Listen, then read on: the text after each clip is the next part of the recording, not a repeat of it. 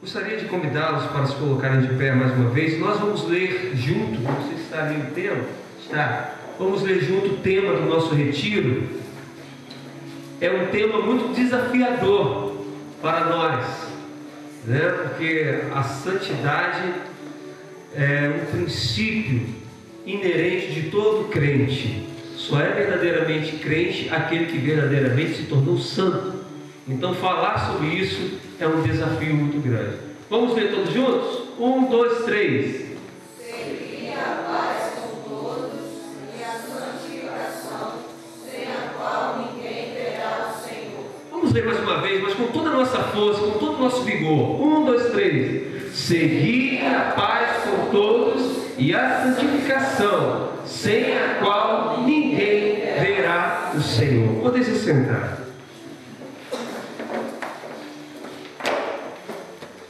O que a gente vai perceber aqui na carta aos Hebreus, que esta carta, não sabemos qual é o autor, tudo indica que deve ter sido Paulo quem escreveu a carta aos Hebreus, mas a verdade é que nós não sabemos.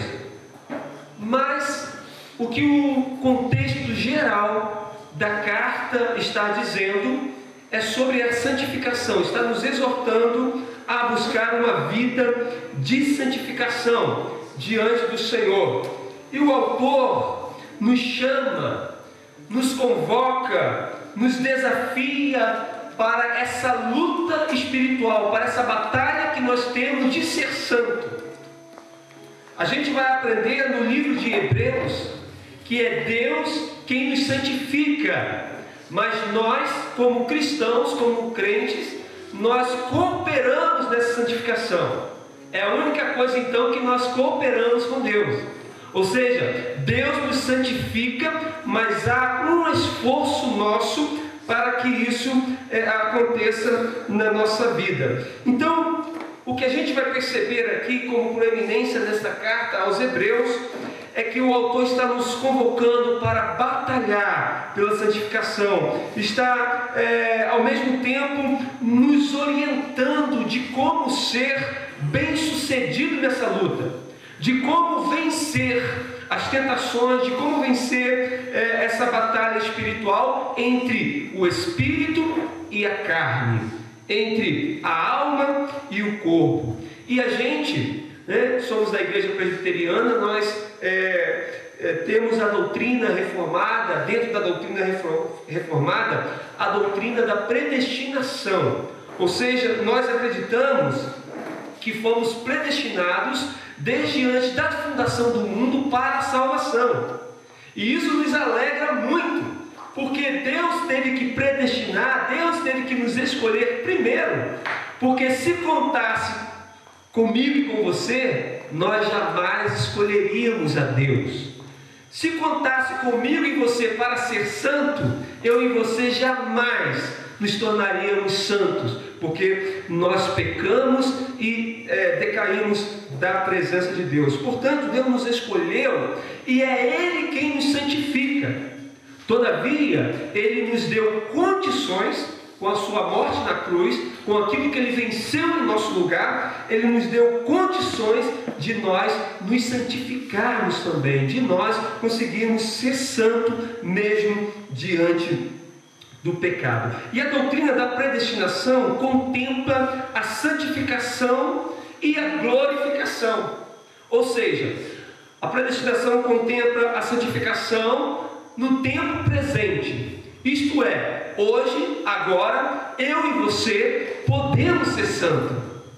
Hoje, eu e agora, eu e você podemos viver esse processo de salvação na nossa vida. Mas existe também a contemplação da glorificação do nosso corpo. Mas isso só vai acontecer no futuro. Ou seja, enquanto nós estivermos vivendo nesse corpo carnal, a despeito de sermos santos, nós vamos pecar. Apesar de sermos santos, nós vamos cair. E a Bíblia vai nos dizer que o justo, ele pode até cair, mas não ficará prostrado. Ou seja, então a santificação, mesmo eu com fraquezas, mesmo eu com limitações, mesmo eu errando quase o tempo todo, eu posso ser santo, né? Porque a santificação é um processo. Mas a glorificação do corpo, o que é isso? É quando você receberá um novo corpo, um corpo impossibilitado de pecar. Vai ser um momento em que o pecado não mais te tentará. Vai ser um momento que o pecado não mais estará na sua presença. Por quê? O Senhor venceu o pecado e nós estamos libertos do poder do pecado. O pecado não tem mais domínio sobre a sua vida. Você só peca se quiser. Você só faz as coisas erradas se você quiser. Porque o pecado não tem mais poder sobre a tua vida. Deus nos livrou do poder do pecado, mas não nos livrou ainda da presença do pecado. Isto é, você será tentado o tempo todo, na escola, no trabalho, em todos os lugares que você estiver andando, você será tentado. O que eu aprendo com isso? Eu aprendo então que a santificação não é algo que acontece uma única só vez. A santificação, ela acontece de forma contínua. Ou seja, é um processo. Eu e você jamais seremos santos em plenitude aqui na terra. Não existe ninguém que pode ser santo de uma forma plena, de forma que não peque mais.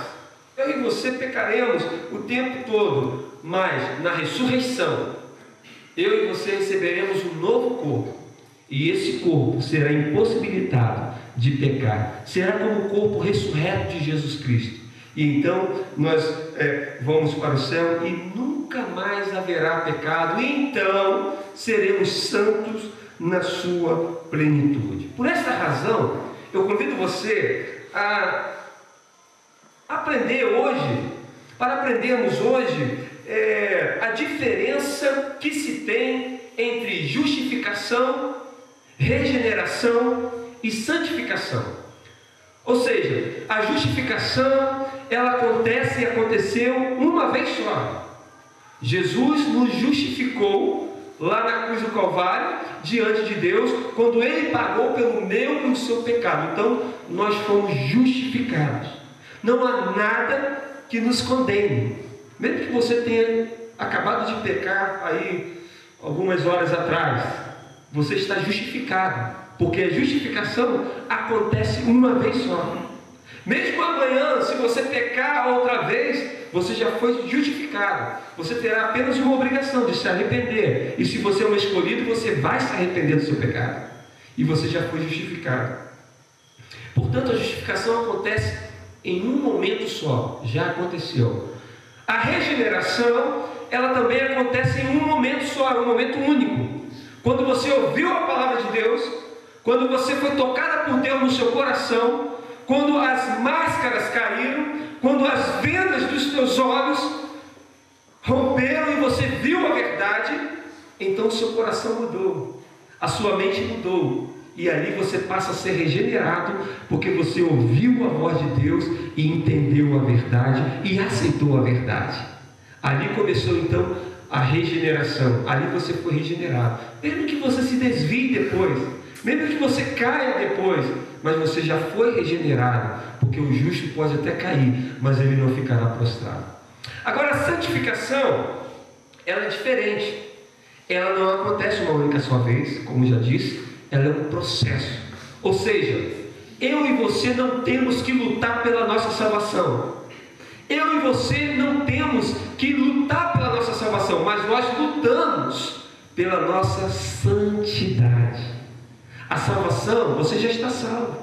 Por isso que na teologia reformada a gente prega que uma vez salvo, salvo para sempre. Porque Deus não é alguém que tem um poder limitado, que Ele salva a pessoa, uma hora a pessoa está salva, outra hora a pessoa perde a salvação, outra hora e depois Deus salva de novo, depois a pessoa perde a salvação novamente. Não, Deus faz um trabalho perfeito. Ele já salvou todos os seus escolhidos lá na cruz do Calvário. Mesmo que o justo caia, não ficará prostrado. Então a gente percebe que A justificação acontece em um ato, a regeneração acontece em um ato, mas a santificação, ela é um processo. Hoje você é bom, amanhã você é melhor, e depois de amanhã você é melhor ainda. Ou seja, se eu ontem fui bom, hoje eu preciso ser melhor. Isso é o processo de santificação. Então, quando nós olhamos para o contexto da carta aos Hebreus, a gente vai perceber que o autor, ele escreve e é identificado por ele o perigo de algumas pessoas que estavam convivendo ali, estavam passando por um perigo de retroceder. Porque aquela igreja estava passando por aflições, estavam passando por provações, Adriana. E o medo do autor, que estava escrevendo aqui, é daquelas pessoas se desviarem, largarem de fazer a obra do Senhor por causa do peso, por causa das dificuldades que a igreja estava enfrentando.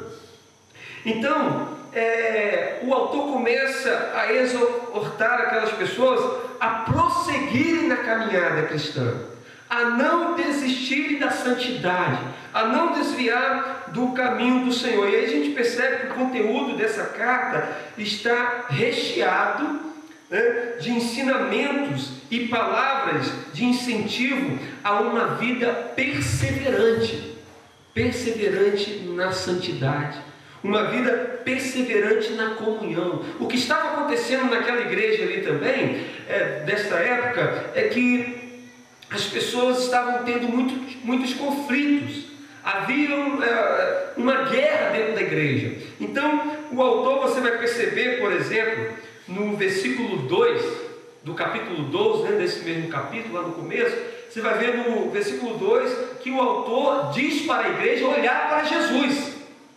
Olhe para o autor e consumador da nossa fé, Cristo Jesus. Porque a igreja começou assim, olhar para o erro do irmão, olhar para o erro do outro irmão, olhar para a fraqueza do irmão. Então a igreja começou assim, para mim esse negócio de ser crente está por fora, eu não quero mais isso para a minha vida. Então o autor estava com medo de que algumas pessoas desistissem. E aí ele vai dizer, vocês precisam olhar para Jesus, porque nós como igreja não somos perfeitos. A igreja não é perfeita.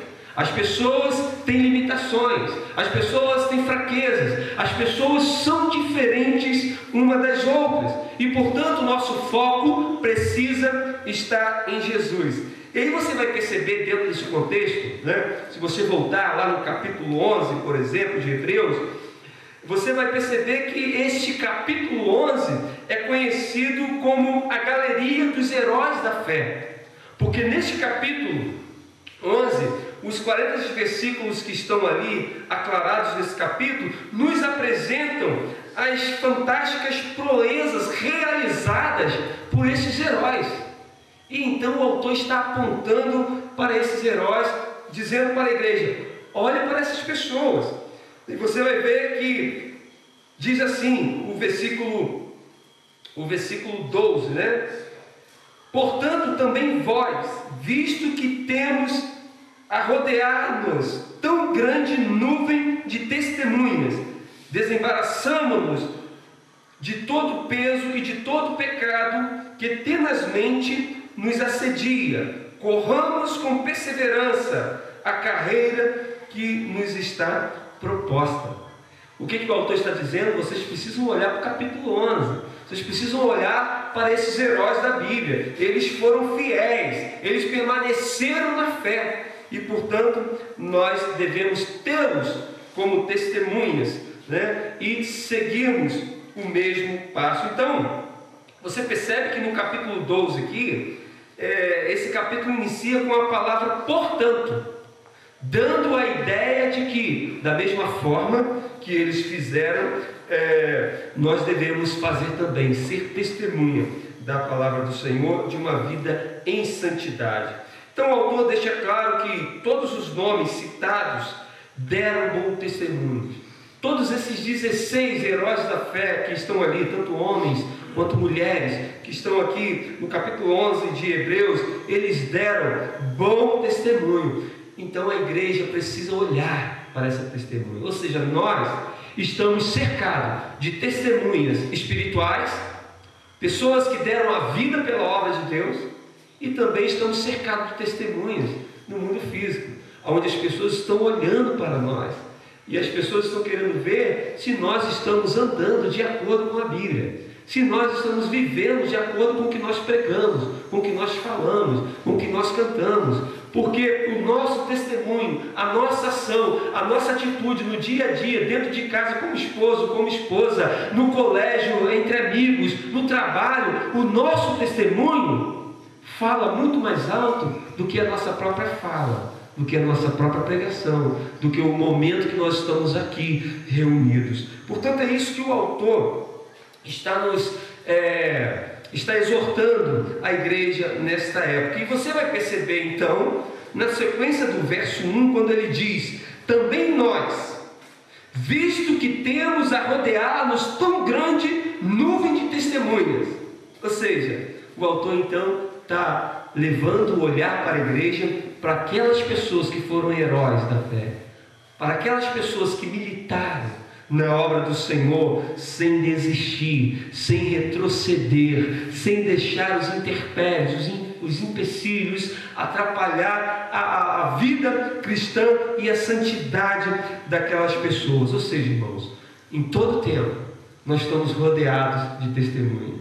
Então, como nós temos praticado, já que a nossa vida de santidade é um processo, já que a nossa vida de santidade é um convite a melhorar o tempo todo, a ser melhor o tempo todo, como vai, a pergunta que surge aqui nesse momento, como está a nossa vida de santificação? Será que se eu e você fizermos uma retrospectiva do ano de 2018, será que podemos dizer que estamos começando o ano de 2019 melhor, mais santos, em santidade mais elevada diante do Senhor? Estamos perdoando mais? Estamos ajudando mais o nosso próximo? Vai aí uma pergunta para a nossa reflexão. Dentro desse contexto, a gente vai ver no capítulo posterior, o capítulo de número 13, que esse capítulo vai exortar então aquela igreja sobre os deveres sociais. Ou seja, a nossa vida de santidade está interligada também aos nossos deveres sociais, né? Na cotidianidade, onde a gente vive, onde a gente trabalha. E você vai perceber também que esse capítulo, o 13, nos exorta a deveres sociais, mas também a deveres espirituais.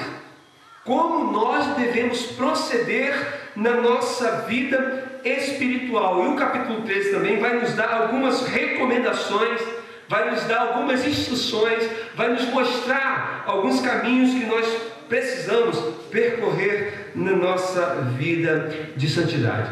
Todos esses deveres fazem parte desse processo de santidade do verdadeiro cristão. Então a importância, a relevância dessa temática que vocês escolheram para a gente falar esta noite. A pergunta que nós fazemos então, para adentrar a exposição do texto, é a seguinte: quais são os frutos, se é que você pode fazer essa retrospectiva na sua vida, quais são os frutos da regeneração que você tem vivido no processo de santificação? Uma vez que você entendeu que a justificação aconteceu uma vez só, já aconteceu, você já está justificado, não porque você é justo, mas porque Jesus te declarou justo. Amém. Uma vez que você já entendeu isso, que não é por causa da sua imperfeição que você deixará de ser justo, você foi tornado justo por Cristo. Uma vez que você entendeu que já está regenerado, porque você está aqui, você ouviu a palavra de Deus, você ouviu um pregador pregando, e a palavra de Deus te convenceu da verdade, por isso você está aqui, no meio dos irmãos. Você recebeu a Jesus Cristo como seu Senhor e como seu Salvador. Então a regeneração já aconteceu. Só que, preste atenção, o processo de santificação é fruto da justificação e da regeneração. Se eu entendo que eu já fui justificado, Se eu entendo que eu já fui regenerado, o justificado e o regenerado, ele vai buscar a santificação. Ele vai buscar ser santo, mesmo sabendo que ele é imperfeito. Mas a vida dele é crescente. Cada dia mais ele melhora um pouco mais na presença de Deus. Então vale a gente olhar para a nossa vida, fazer uma retrospectiva e saber, nos perguntar para nós mesmos: será que estamos frutificando na santificação? Estamos melhorando? Ou será que nós estamos ainda vivendo o velho homem, a velha carne, tomando as mesmas atitudes da ignorância, mesmo conhecendo a verdade? Vale uma pergunta, porque somente o verdadeiro regenerado, somente o verdadeiro justo, que vai buscar e vai viver o processo de santificação.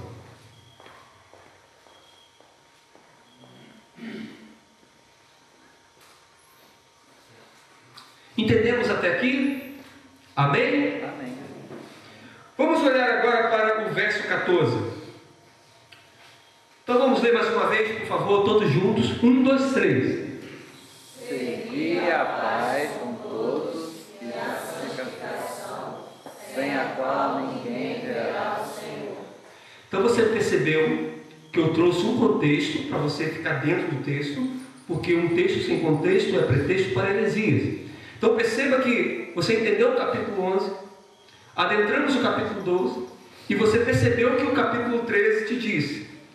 Agora, enfatizando aqui a exposição do verso 14, percebemos que o autor vai aconselhar os seus leitores para que vivam uma vida completamente dedicada ao Senhor.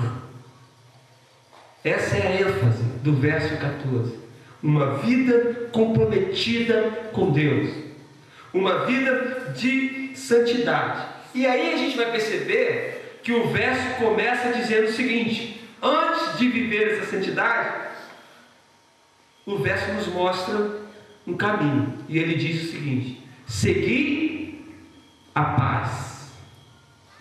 Por quê que o escritor está dizendo isso, o autor está dizendo isso? Porque não havia paz. As pessoas estavam em conflitos. As pessoas não estavam caminhando como Jesus ensinou. As pessoas não estavam tendo comunhão, estavam dando mau testemunho. Então, por causa dessa falta de paz, por causa desse conflito que existia, por causa desta guerra, muitos estavam querendo retroceder. Muitos estavam querendo abandonar a fé. E aí o autor está dizendo assim para nós: você quer ser santo? Você quer viver em santidade? Você jamais conseguirá vivendo guerra. Você jamais conseguirá tendo problema com os outros. Você precisa aprender a passar pelos problemas. Você precisa aprender a viver com as diferenças. Você precisa aprender a caminhar com o irmão que é mais fraco, com o irmão que ainda está no leitinho da fé.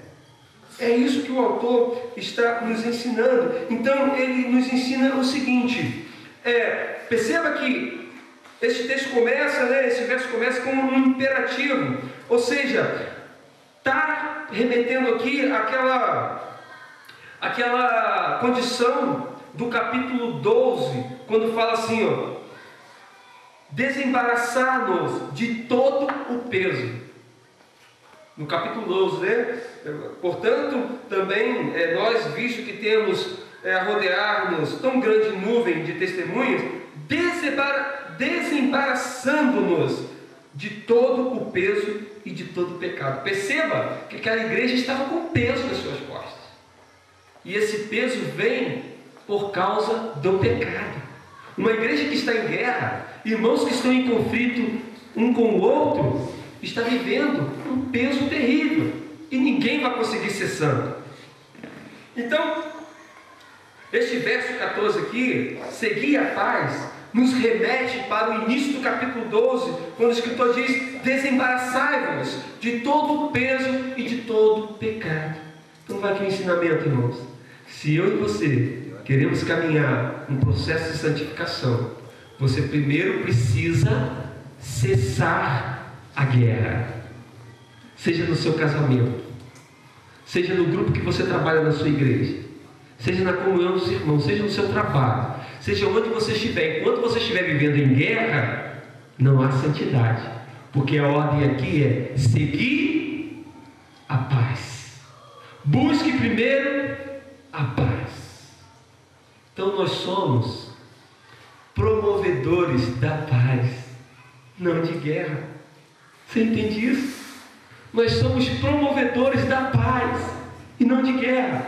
Aonde eu e você entrar, precisamos levar a paz. Aonde eu e você estiver, precisamos refletir essa paz que vem de Deus. Do contrário, nós não estamos vivendo esta santidade. Então, você vai perceber que o texto, aí no versículo 2 diz: olhando firmemente para o autor e consumador da fé, Jesus. Aí no versículo 3: considerai, pois, atentamente aquele que suportou tamanha oposição, ou seja, olhando para Cristo. Então a gente vai perceber que antes de nós queremos ser santos, nós precisamos nos livrar daquilo que está pesado. Você vai ver que o texto faz referência aqui a atleta, a corredor, aquele que corre para o prêmio da salvação. Ou seja, um atleta, para ele correr, ele vai se livrar de tudo aquilo que é peso. Ele vai levar só aquilo que é ali preciso para a corrida. Você percebe que o jogador de futebol, quando ele vai beber uma água, ele não toma 1 litrão de água porque ele está com muita sede. Ele toma só um pouquinho, porque se beber demais, o que vai acontecer? Ele vai ficar pesado. Na luta de arte marcial, a mesma coisa. Você está vendo lá os caras, quando eles param para beber um pouquinho, já é só um pouquinho. Porque se eles ficarem pesados demais, eles não vão desenvolver uma boa técnica. Assim é nossa santidade. Se nós estivermos cheios de pecado que nos pesa, se nós estivermos carregando um fardo pesado, nós não vamos conseguir ser santos. Então, para eu e você vivermos essa santificação de forma como a Bíblia nos ensina, nós precisamos então nos desembaraçarmos de todo peso, de tudo aquilo que é barreira, de tudo aquilo que nos atrapalha na corrida pelo prêmio da salvação. Amém, meus queridos? Amém. E a gente vai perceber que o peso que vem por causa do pecado, mas a gente percebe também que muitas vezes nós estamos engajados na obra do Senhor, mas estamos com problemas ou com provações, vivendo tribulações, enfermidade na família, vivendo provações, desemprego, situações que muitas das vezes nos pesam também e nos fazem desesperar, e nos fazem deixar de acreditar, e nos fazem deixar de confiar, e nos fazem deixar de descansar na promessa do Senhor. Então, aquele que quer ser santo, o momento de provação, o momento de dificuldade, é o momento ideal para você treinar a sua espiritualidade e entender o seguinte: que se você tem promessa, como todos nós temos na Bíblia Sagrada, então você precisa confiar na palavra de Deus e descansar na promessa do Senhor, porque Ele é fiel e verdadeiro para cumprir tudo aquilo que Ele prometeu. Amém? O tema que você escolheu é muito relevante para os nossos dias, pois a ordem que está expressa aqui é que a igreja deve ser um exemplo de uma comunidade que dá certo, de uma comunidade que vive o amor, de uma comunidade que ajuda um ao outro. E a gente às vezes percebe que tem muitas pessoas que têm o entendimento de que pode caminhar sozinho. Muitas pessoas pensam que podem ser santos, que podem viver o processo de santificação sem ter comunhão com os irmãos, Se esquecem que nós somos interdependentes e precisamos viver a nossa relação interpessoal. Ou seja, nós precisamos um do outro. Tudo que é independente vai morrer. E portanto nós precisamos nos abraçar. Nós somos diferentes um do outro, mas nós precisamos suportar o mais fraco na fé. Nós precisamos caminhar com aquele que é diferente, porque isso é ser santo. E aí, em 1 Pedro, capítulo 1, versículo 2, diz assim: eleitos segundo a presciência de Deus Pai, em santificação do Espírito, para a obediência e a aspersão do sangue de Jesus Cristo, graça e paz sejam multiplicados. Então precisamos dessa paz, precisamos viver essa paz, precisamos tê-la na nossa vida. Não podemos ser jamais uma igreja em conflitos, em guerras, em confrontos o tempo todo. Nós precisamos ser uma igreja de paz, que reflete a paz. Portanto, o autor exorta esses crentes a congregar, considerando uns aos outros, para que mutuamente ocorra o estímulo espiritual para uma vida santificada, uma vida cristã em harmonia com a palavra de Deus. Portanto, a comunhão da igreja está na proeminência desse texto da carta de Hebreus. Agora vejamos a segunda parte, que diz: seguir a santificação, sem a qual ninguém verá o Senhor. Seguir a santificação. Então a ordem aqui, você vê que está no imperativo: seguir a paz. Nós precisamos fazer isso, é uma ordem. Depois, seguir a santificação. Se não vivermos essa santificação, não veremos o Senhor. E a palavra santificação, quando você vai ver isso no hebraico e no grego ela parte da palavra kadosh, que significa separado. E no hebraico vem da palavra kadosh, que significa separado. E no grego vem da palavra agios, que também significa separado. Ou seja, santificação é você estar separado do mundo, é você estar separado do pecado, é você estar separado e unido para com Deus. E aí, existem alguns teólogos reformados que eles vão nos dizer com seus estudos o que eles entenderam sobre santificação. E, por exemplo, Luiz Berkhofer, um dos grandes teólogos aí da teologia reformada, ele vai nos dizer o seguinte: que santificação é a graciosa e contínua operação do Espírito Santo, mediante a qual ele purifica o pecador, renova toda a sua natureza segundo a imagem de Deus e o capacita a praticar boas obras. Ele está dizendo aqui então que santificação é algo contínuo, é um processo. Ele está dizendo também que nós somos purificados e a nossa natureza é renovada. Por quê? Porque nós estamos, a natureza humana, ela foi corrompida. Quando Adão pecou, toda a natureza foi corrompida. Então, nós queremos o pecado, nós não queremos Deus, nós queremos o mundo, nós queremos o prazer do mundo, nós queremos o prazer da carne. Mas a santificação, pelo Espírito de Deus, nos renova. E você passa então a querer a Deus, não porque você quer, mas porque o Espírito que está te renovando, está te colocando no caminho da santificação. E portanto, santificação significa isso: separação do mundo. No nosso breve catecismo,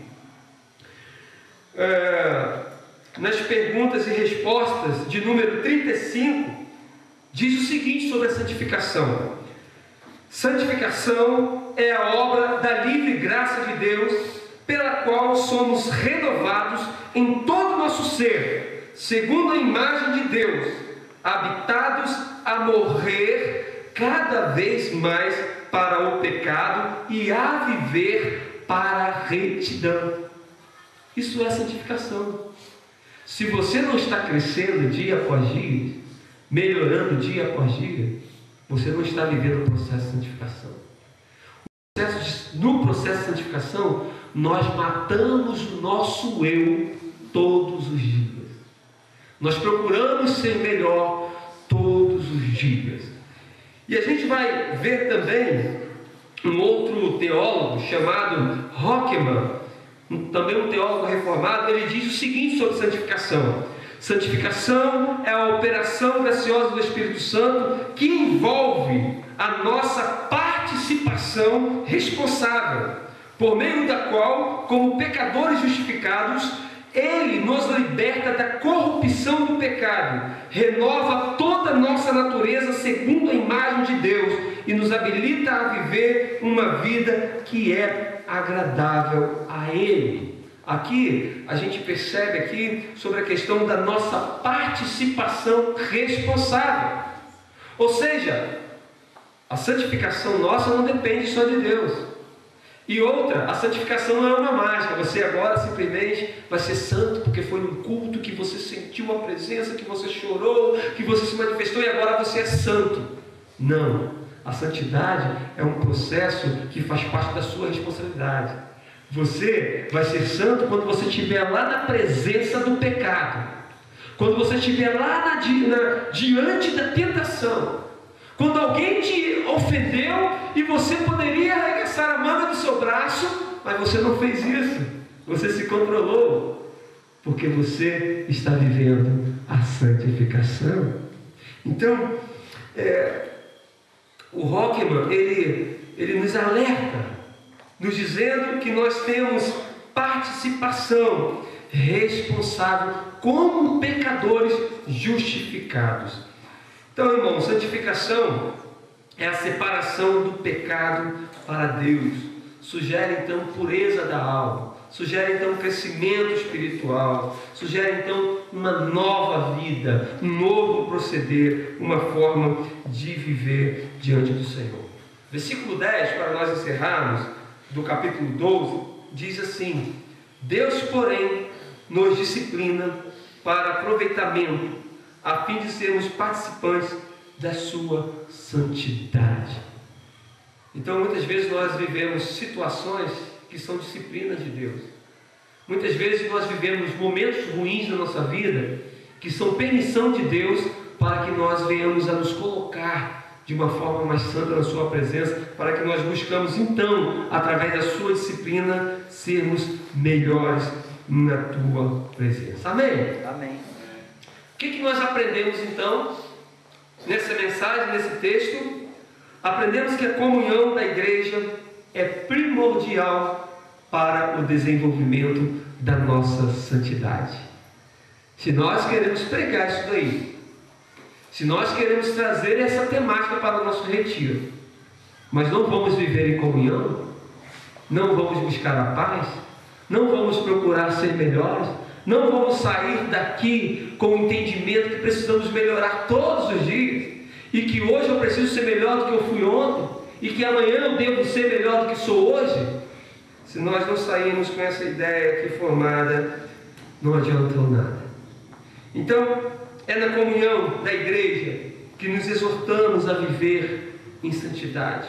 É na comunhão da igreja que amadurecemos a nossa fé. É nessa caminhada junto, na harmonia, na unidade de fé, de amor, de comunhão, que nós provamos dessa graça de Cristo através da nossa santificação. Por esta razão é que fomos convocados pelo autor, pela palavra do Senhor, a buscarmos, a seguirmos esta paz, a vivermos esta paz. E aprendemos que somos também cooperadores de Deus. Deus não vai fazer uma mágica na sua vida para você ser santo. Você já foi regenerado, você já foi justificado. Agora você precisa buscar a santificação. Você precisa ser melhor. Aquilo que você não está conseguindo fazer, você precisa lutar. O pecado que você não está conseguindo abandonar, você precisa lutar. e vencer o pecado, porque o pecado não tem mais domínio sobre a sua vida. Eu já recebi muitos jovens, por exemplo, que estavam vindo das drogas, e eu costumava dizer para eles o seguinte: olha só, lembra que você entrou na favela, altas madrugadas, tiro para tudo quanto é lado, e você pancado, doidão, chapado, estigado, querendo dar mais um teco? Lembra que você entrou correndo todo aquele risco porque você desejava cheirar aquele pó, fumar aquele baseado? Lembra aquilo tudo que você fazia porque você tinha coragem, não tinha medo? Aí a pessoa lembra e tal, eu fui muita doideira, e eu fui muito doido e tal. Pois é, você tem que ser doidão agora para Jesus. Você tem que ser macho e diante do pecado dizer: é responsabilidade minha rejeitar, é responsabilidade minha renunciar. E você, com a sua coragem, com a sua força, você renunciar ao pecado e buscar a santificação, porque a santificação é um processo contínuo e nós temos responsabilidade com esse trabalho na presença do Senhor. Amém?